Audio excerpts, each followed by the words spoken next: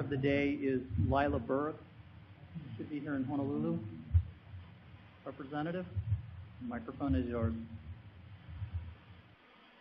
Aloha and good afternoon, everyone. I'm State Representative Lyla Berg from the 18th District, which is in East Oahu, and I represent the district that, if there is a 1-foot water rise, my community will be most affected.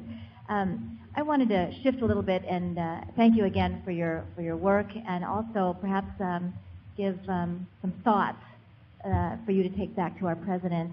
I'm the vice chair of the House Education Committee, and what's become very clear to me is that the word sustainability needs to be morphed into something that's more positive.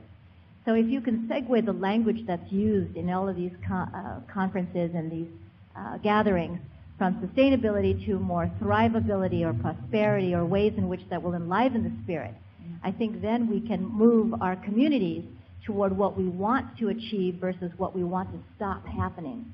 One of the things that I know to be true in working with young people is that they understand what needs to happen. They just don't have a whole lot of confidence that we're going to be good leaders in that.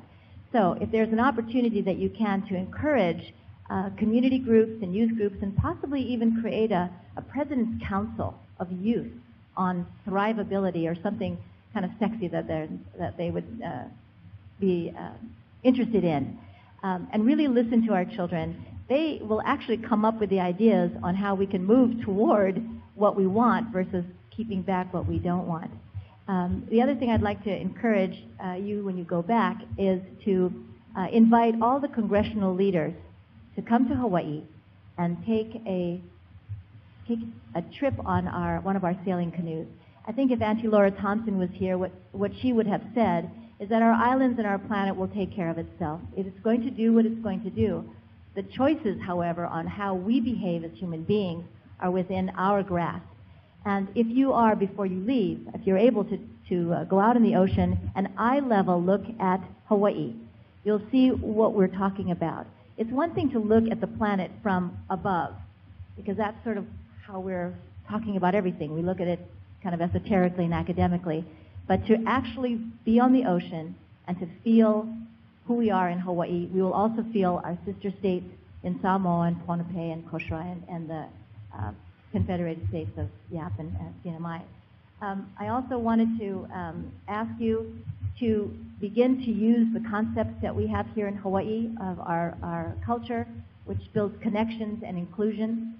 I know we talk about partnerships and collaboration, but if you really think about what that means, there's a group in Turkey that's meeting right now, or about next week, called the Global Youth Congress. And they have been meeting for the last 10 years, talking about ways in which youth can take leadership. They are already. The ways in which they can impact what happens at the policy level.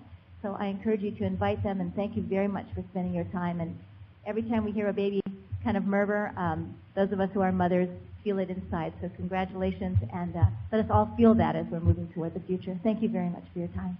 Aloha.